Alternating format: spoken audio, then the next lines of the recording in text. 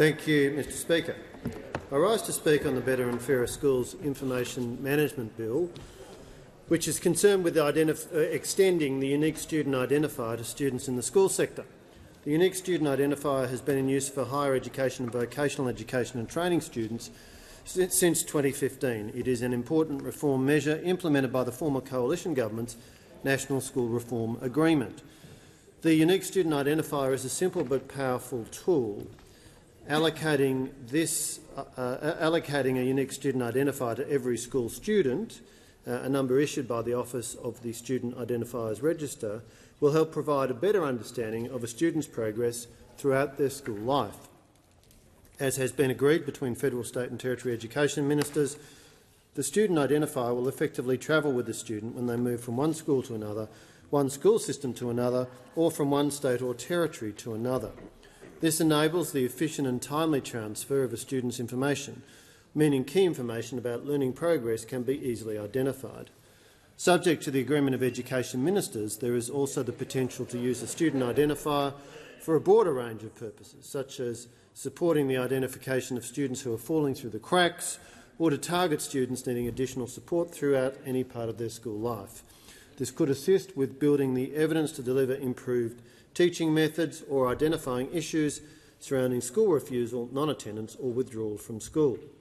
We know that the unique student identifier works. Since 2015, more than 15.6 million unique student identifiers have been generated for higher education and vocational education and training students. Of course, it's important to recognise the privacy considerations with a policy measure like this and ensure that there are appropriate privacy protections in place. Protecting an individual's personal information is of the utmost importance. Importantly, this bill specifies the limited circumstances where the collection, use and disclosure of information is authorised. Any other collections, uses or disclosures of this information will be unauthorised and taken to be an interference with an individual's privacy under the Privacy Act 1988. I do note here that we are yet to see the long-promised reforms to the Privacy Act that the government states that it is committed to. The bill also provides the Student Identifiers Registrar and any other entity administering school identifiers will be required to protect this information from misuse or unauthorised access. Deputy Speaker, the Universal Student Identifier is hardly the only matter deserving of the urgent attention of the Minister for Education. Last week's NAPLAN results show that as a nation we have a lot of work to do to raise school standards. We need every tool in the toolkit to support student learning, engagement and progress from primary school through to higher education. 1 in 3 students is effectively failing NAPLAN. In my home state of New South Wales, the report card is dim. The results show more than 29.5% of New South Wales school students are now below the national minimum proficiency standard in literacy and numeracy. That compares to 28% last year, with the youngest children assessed in the testing program struggling the most. The latest results of the OECD-run Program for International Student Assessment, or PISA, released late last year, reflect stagnation in the short term but a long-term decline. The average Year 10 student is 1 year behind in their learning compared to 20 years ago. PISA tells us that nearly half of all students tested performed below expectation in maths, with 43% failing to meet the grade in reading and 42% in science. The Coalition is strongly focused on the need for a back-to-basics approach in education, sharply focused on literacy and numeracy, underpinned by explicit teaching and a knowledge-rich, common-sense curriculum. As the Australian Education Research Organisation continues to show, evidence-based teaching methods are critical to raising school standards. Perhaps the Minister could spend less time coming up with heartwarming stories for question time and more time knuckling down on his ministerial briefs. I also wish to note with concern the government's failure to deliver the next National School Reform Agreement. While there is a signed agreement with the Northern Territory and an agreement in principle with Western Australia, a full-blown school funding war has erupted between the Commonwealth and the remaining 5 states and the Australian Capital Territory. It's worth noting that all of these but Tasmania are Labor governments. The West Australian government has agreed in principle only, while the other states continue to engage in a public war with Minister Clare over funding arrangements. This says a lot about Labor's misleading election commitment to provide, quotes, full and fair funding, close quotes, and the Education Minister's failure to work constructively with state and territory education ministers. While the draft agreement proposes a number of important reforms, including evidence-based teaching, screening tests such as the Year 1 phonics check and improved student attendance and performance targets, the reforms are both light on detail and inadequate. We continue to urge the government to respond to the Coalition's Senate inquiry on classroom disruption and include important recommendations such as a national behaviour curriculum into the next National School Reform Agreement, which was initially due to be finalised more than a year ago. The PISA results tell us we have some of the unruliest classrooms in the world, with the most recent findings from the Journal of School Violence revealing a quarter of all Australian teachers feel unsafe at work. It is incumbent on the government to take action on this very important issue. I conclude by observing that it is pleasing that the Coalition's leadership in relation to the unique student identifier has attracted strong bipartisan support. This is an important measure for school students now and into the future when its use could potentially be expanded. We trust this will provide meaningful, practical support to young Australians and their families and lead to better school outcomes. I commend the bill to the House. I thank the Manager of Opposition Business and call the Assistant Minister. Thanks, Speaker. I move that the debate be adjourned to a later hour. The question is that the debate be adjourned and the resumption of the debate be made in order of the day for a later hour this day. Those of that opinion say aye. Opposed say no. The ayes have it. I call the clerk. Government business. Order of the day number 2.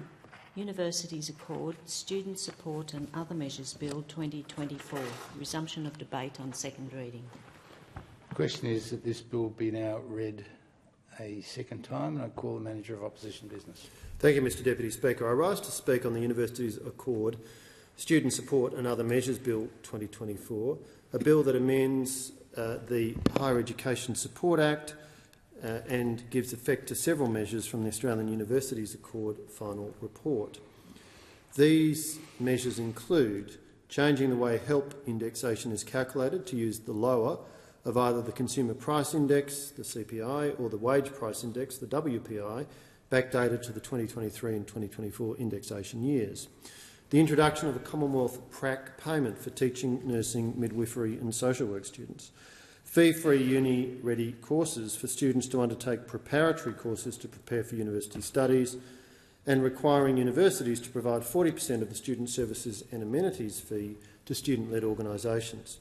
While the Coalition will not stand in the way of this bill in the House, there are many unanswered questions, which is why it is important that there be an inquiry in the other place into this bill. We hold a range of concerns about this bill, and that inquiry will allow an opportunity to fully interrogate this bill. The Coalition welcomes any initiative to combat escalating student debt, which has occurred on this government's watch. The claims, however, that the government is wiping $3 billion in student debt are misleading. Let's remember the damage this government has caused.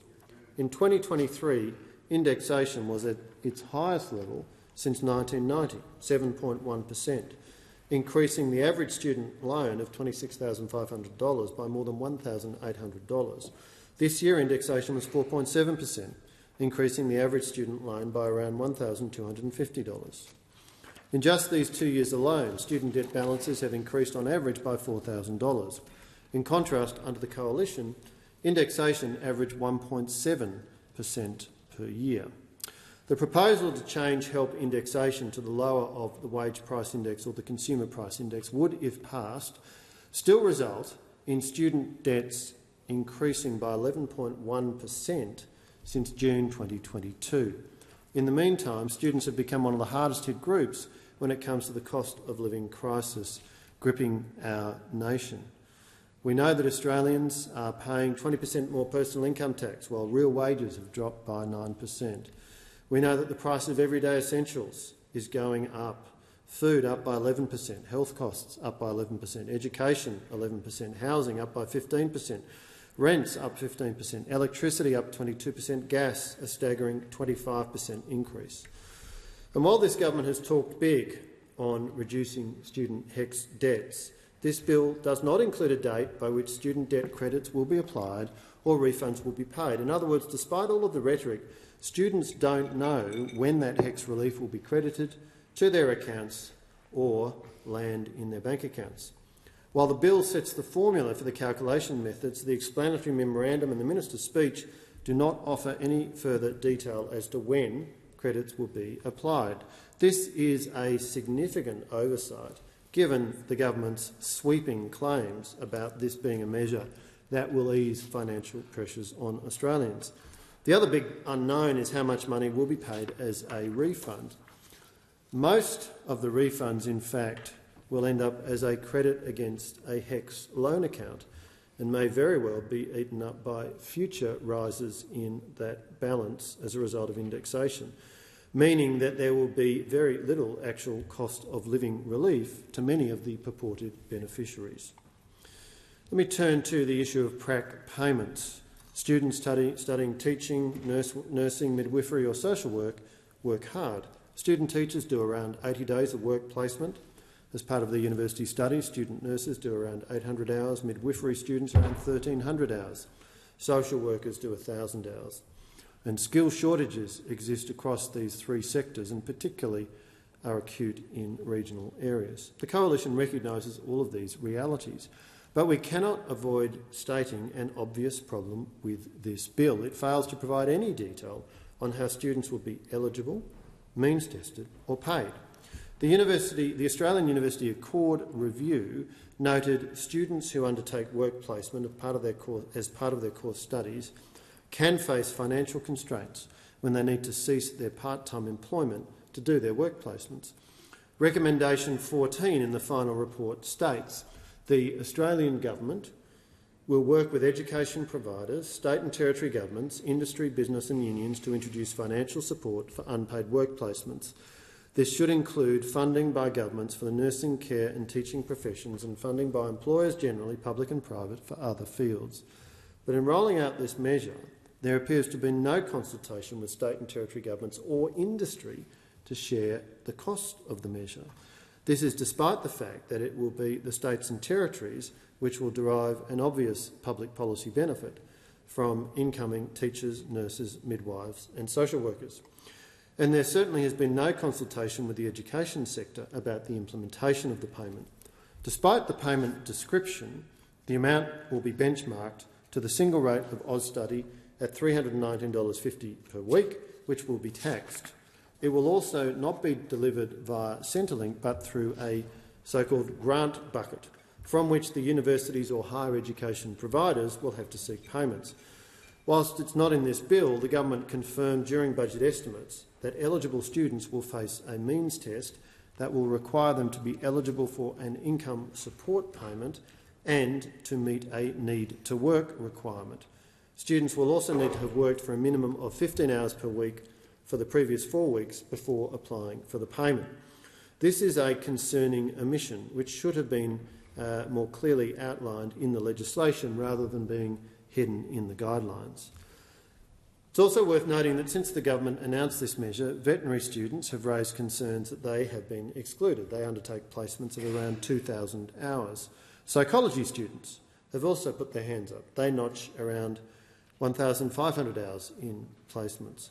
It is important for these students to understand why they've been left out when they are also acquiring skills that will be in high demand in the workplace. Students have also expressed disappointment over delays with the new payment not being set to start until 1 July 2025, halfway through the next school and university year. The government needs to explain the reason for this, and universities remain in the dark when it comes to the detail they require. This bill also includes funding for fee-free courses which currently exist and are currently known as enabling places. This appears to be more of a rebadging exercise than anything else. Enabling courses provide an alternative pathway into university for people who need to further their skills before entering higher education. It might be students who have not completed Year 12, did not achieve the marks required for entry to university, or are kick-starting their studies at a mature age. These courses prepare them for university study by providing a range of skills from preparatory essay writing to maths and computer skills. The course range is very diverse. Students study on average around 10 hours per week over a 16-week period. In 2022, around 25,000 students studied in an enabling course. Around 88% of these undertook their studies in a Commonwealth-supported place with no student contribution applied, meaning it was completely free to the student. Students can study them right now and at no cost. We await further details as to how these courses will be delivered. This bill will also deliver the government's 2024-25 budget measure and mandate a minimum of 40% of the student services and amenities fee revenue be directed to student-led organisations, including student associations, student unions and student guilds. Students studying at university or with a higher education provider pay what is known as the Student Services and Amenities Fee. It is set to a maximum amount each year. This year it sits at $351 and is collected by universities to provide non-academic support. This includes help with housing, health and welfare, career advice, the provision of library or study areas, financial advice, legal services, or providing food and drinks. In 2022, more than $257 million was collected through these fees. The Accord report noted that while universities have discretion on how they use these funds, as long as they use them for the intended purpose, it is a financial source that student unions rely on heavily. The Coalition remains deeply concerned that this bill lacks any measures that require transparency over how unions, guilds and associations use this funding. I close by noting that while the intent behind the Universities Accord, Student Support and Other Measures Bill 2024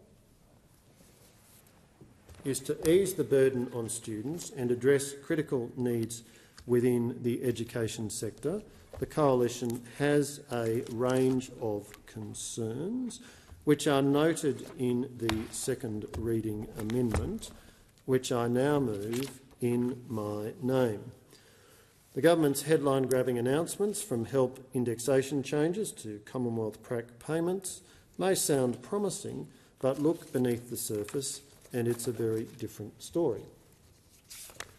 At a time, of course, when the university sector is in turmoil over the mismanagement of international students, including the discriminatory treatment of regional and smaller universities, transparency and accountability are critical. The opposition looks forward to obtaining further detail through the inquiry to be conducted in the other place.